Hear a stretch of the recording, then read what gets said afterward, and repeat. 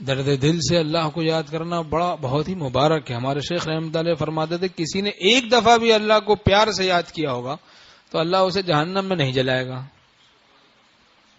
حضرت والا فرماتے تھے میرا ذوق یہ ہے کہ اللہ اسے جہنم میں نہیں جلائے گا، کہ وہ شکور ہے جو تھوڑے عمل پہ بڑی جزا عطا کرنے والا ہے.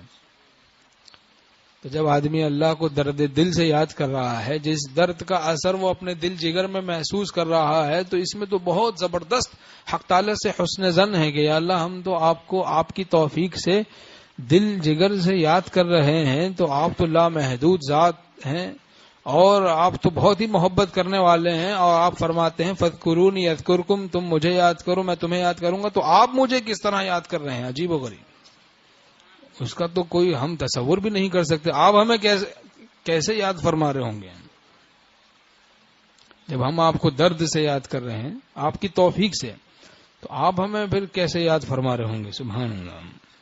وَهُوَ الْغَفُورُ الْوَدُودُ، وہ بہت ہی گناہوں کو بخشنے والا ہے اور بہت محبت کرنے والا ہے.